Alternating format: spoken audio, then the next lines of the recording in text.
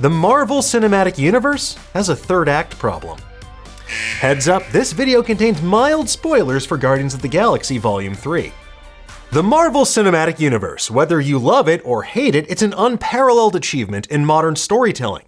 Beginning with Iron Man in 2008, the MCU has elevated characters like Captain America, Tony Stark, the Hulk, and even the Guardians of the Galaxy from comic book icons to the most recognizable and beloved characters in global popular culture.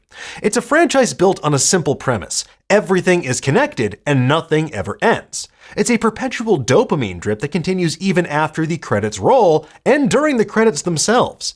The MCU has made staying put in your seat absolutely mandatory for the sheer thrill of seeing Nick Fury recruit someone for the Avengers Initiative, J. Jonah Jameson crossing cinematic universes, or even something as silly as Stan Lee regaling the Watchers with cosmic tales of his cameo capers. Hey, gee, I've got so many more stories to tell. The promise of the MCU is a perpetual story engine. Spandex-clad superheroes battling sky portals, hallways, and hordes of CGI enemies ad infinitum.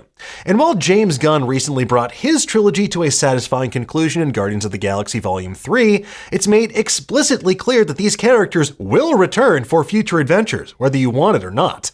But can the Marvel Cinematic Universe ever truly end? Or will it, like many of its movies, lumber to a messy and inconclusive halt with a Carnival Barker's promise of more to come?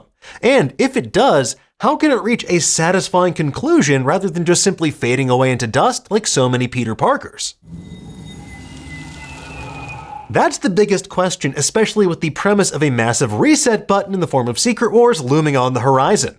Given the current state of affairs both narratively and at the box office, a reset might be exactly what the MCU needs if it wants to survive and thrive in the long term. Because at the moment, it feels like the MCU itself has a third act problem. As Nerdist's news editor Ro Rusak so eloquently put it, the Marvel Cinematic Universe is always thinking about the future, but the future never arrives. Because as soon as we hit upon that future we once glimpsed, we're already on to the next future. And so the time to tell the actual story is always later rather than right now. Individual story arcs come to a close, but more often than not, they feel like they're mere interludes to introduce the next villain, tease the next entry, set up the next world-shattering event. The result can feel a bit like treading water. And sometimes that treading does yield satisfying results, like the unexpectedly delightful self-contained Christmas caper of Hawkeye. Other times, it feels like you're drowning in a sea of Ant-Mans, as things like Quantumania move their characters into position for the next big sequence, like mere action figures. Absolutely. And this attempt to create a sense of constant narrative motion can be a double-edged sword, because it creates the artificial sense that every piece of the puzzle is absolutely crucial, despite producers and directors claiming that each entry completely stands on its own. The closest we've come to an actual end of the MCU is Avengers Endgame, and that defied the odds and brought 21 other interconnected films to a satisfying conclusion. The experiment very well could have ended there, but the implication was an ellipses rather than a period, and that's simply because we knew that Phase 4 was around the corner. But you wanted more? Now, despite literally being divided into 3 concrete phases, the Infinity Saga feels like it can be split into 2 discrete parts, the crescendo and the peak. Now, the crescendo was a time of endless exposition, the novelty of post-credit scenes, and the shocking cohesion of how everything gelled together in Avengers. Although the saga waxed and waned through its second phase, the sense that it was all building towards this universe-shattering showdown with Thanos proved enough momentum to navigate those narrative doldrums. After all, Thanos himself put it best. I am inevitable. That crescendo built towards the peak. That was the height of the MCU's powers in Phase 3. That's where we felt the full might of this well-oiled cinematic machine working in unison to propel us towards a 2-part climactic battle across space and time to save the universe as we knew it. It's the kind of mic drop that's difficult to move on from because how do you create larger stakes than killing half of all life in the known universe? By revealing all the unknown universes that were having the time of their lives just out of frame laughing too. Dubbed the Multiverse saga, this current overarching MCU story dangles the incredibly tantalizing possibility of seeing disparate universes, alternate versions of beloved characters, and one-off stories that couldn't take place within the bounds of the main MCU canon. Despite some lackluster fight scenes arising from the realities of producing television during the height of the pandemic, Loki did a tremendous job at firmly establishing the scope of what the Multiverse saga could entail. It laid out its potential in adorably animated cartoons and even gave us a glimpse at the end of time itself, with He Who Remains' creepy citadel. While WandaVision proved there are plenty of dramatic depths to plumb from familiar characters, Loki was the first time we felt the potential of what the multiverse could offer. With that said, Spider-Man No Way Home is perhaps the most successful example of the multiverse concept thus far. The most anticipated movie since Endgame brought 20 years of Spider-Man storytelling to a head. It showed us a pack of Peter Parkers battling some of the greatest villains in comic book movie history. And while it wasn't a perfect movie, it balanced the fan service inherent in bringing back fan favorites, it paid homage to its forebears, and it created real consequences for characters in the movie and in future films. And yet, despite its ostensibly limitless potential for storytelling facilitated by an endless array of universes, the Multiverse saga feels like a bit of a slog.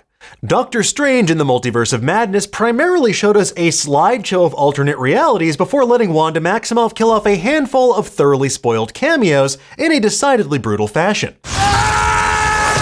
And as satisfying as it was to see the Illuminati and learn about incursion events from a lore perspective, it felt like Marvel didn't push the envelope far enough. What If, which should have been the least restricted canvas on which to tell these stories of multiversal mayhem, basically amounted to what if this Marvel movie you've already seen was slightly different and had no real meaningful changes. There's this strange undercurrent of corporate hesitance to undermine the status quo, and that ultimately robs the Multiverse saga of the sense of momentum the Infinity Saga had. Instead, we're stuck in a state of inertia that edges closer to entropy with each passing project. Shows like WandaVision and Loki were allowed to take bigger swings, but the movies, meanwhile, are left as these big lumbering interludes. Films like Thor: Love and Thunder and Ant-Man Quantumania kind of feel like reminders that the engine of story is still turning, but there's something stuck in the gears. It's grinding progress to a screeching halt. Now, maybe this is a sense of impatience, but after 32 movies, countless TV shows and specials, audiences are champing at the bit for that same feeling of propulsiveness that accompanied each entry in the Infinity Saga. The Multiverse saga feels as though we're in the third act of the Marvel Cinematic Universe in some sense, stumbling along towards this conclusion. The drive to make everything so increasingly interconnected with Disney Plus shows and corporate overzealousness to increase streaming subscriptions led to far too many MCU entries in too little time. The resulting overexposure diluted what made the MCU special to some viewers and contributed to a sense of superhero fatigue among certain audiences. I'm tired. And while I don't personally have superhero fatigue, and I assume most of you don't either, the off-cited fear of audiences' waning interest has manifested at the box office. For a time, nearly every Marvel movie would crack the billion-dollar mark worldwide. Although the MCU still opens at number one at the box office with each new movie, Spider-Man No Way Home was the last Marvel film to pass the billion-dollar mark, and that was back in 2021. Others, like Doctor Strange in the Multiverse of Madness, earned a still very respectable $955 million worldwide. But given the fact that Marvel Studios had at least one movie make more than $1 billion each year from 2017 to 2021, it feels a little auspicious. Hey, you didn't pay for that. This could partly be because audiences' movie-going habits have changed in a post-lockdown world where everyday expenses are higher than ever. And that's also to say nothing of the fact that these movies also do gangbusters on streaming platforms. But as we start to conclude cinematic trilogies, it's hard not to feel like an end is in sight. Well, maybe not an ending, but certainly a new beginning. This isn't to say that we need something like Endgame that leaves major characters like Tony Stark and Natasha Romanoff dead and buried. The perfect example, actually, is what James Gunn just did with Guardians of the Galaxy Volume 3. Over on Nerdist, staff writer Eric Diaz explored how Guardians Volume 3 shows us that death is not the only viable ending. And despite endless pontificating about which members of the Guardians would die, no one actually bit the dust. Well, I guess Rocket technically did for a minute there, but he got better. Rather, our heroes' journeys have come to a natural end, and Gunn leaves us with the promise of more to come without explicitly spelling out what those new adventures might be. So, for the Marvel Cinematic Universe to live, the Marvel Cinematic Universe must die, and then emerge as something familiar yet new. Because, as we mentioned earlier, the core premise of the MCU is one never-ending interconnected story. It's a constant river of narrative into which seemingly disparate streams flow. Some may diverge into tributaries, but they will ultimately feed back into that main unstoppable narrative torrent. And while Sony continues to make their own deeply strange corner of the Marvel Universe with titles like Venom, Morbius, and Kraven, Disney's acquisition of Fox means that two key supergroups, the Fantastic Four and the X-Men, can now play in the sandbox from which they were conspicuously missing. The MCU has already weathered the departure of franchise stars like Robert Downey Jr., Scarlett Johansson, and Chris Evans, and it feels like even more departures could be on the horizon. Because the way things stand right now, it feels like the MCU is actively sunsetting many of their current superhero stories. Thor's off with his new adopted daughter, the Guardians have a brand new crew, Peter Parker's been magically undoxed, and there is a whole crop of teenage superheroes waiting in the wings to take over. Young Avengers who can eventually become Earth's mightiest heroes themselves. Because how many more times do you think that Chris Hemsworth is going to suit up to play Thor? How many more outings as Spider-Man does Tom Holland realistically have in him? These actors do owe much of their global popularity to the Marvel Cinematic Universe, but they also have creative and artistic aspirations of their own, and to be tied into a single role for so long can be stifling for some.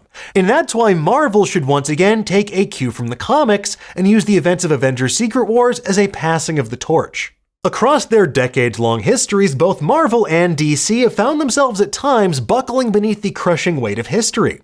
All those years of storytelling created confusing, convoluted mythology that could be impenetrable to casual readers and the uninitiated. Just ask any X-Men fan for a brief explanation of Psylocke's backstory, then grab a box of tissues as their nose begins to bleed. The good news is Marvel's already laid out the architecture of phases 5 and 6. We already know what those adventures are building towards, and that is Avengers Secret Wars. With a whole council of Kang the Conquerors ready to wreak havoc on the multiverse, and incursion events threatening whole universes, this is the perfect way to lower the curtain on this era of storytelling. Most famously, DC did it back in 1985 with Crisis on Infinite Earths to simplify its convoluted canon.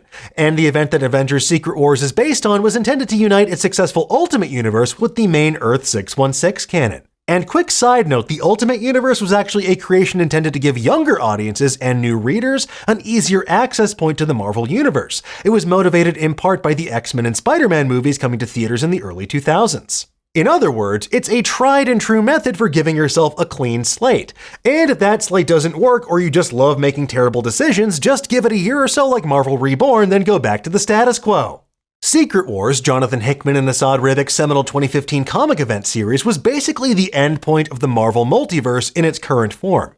When the dust cleared, it wasn't so much the death of the multiverse as the rebirth of the Marvel universe, and that's the needle the MCU must attempt to thread.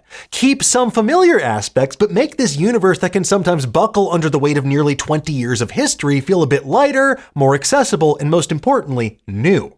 Because if the MCU can't find a way to make their projects feel fresh, exciting, and important again, they'll just keep plodding along toward yet another inevitable showdown with yet another big purple villain until audiences simply get tired.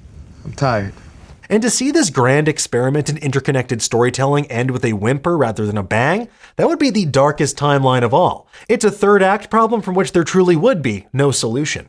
Anyway, folks, there you have it. That's our assessment of the overall state of the Marvel Cinematic Universe after Guardians Volume 3. Now look, we're obviously still massive fans of the MCU. We spent a tremendous amount of time overthinking basically every aspect of it. And if you want to keep overthinking it too, we've got you covered over on Nerdist.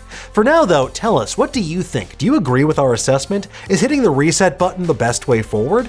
Let us know in the comments below, and for the latest and greatest in the world of pop culture, make sure you stay tuned to Nerdist.com.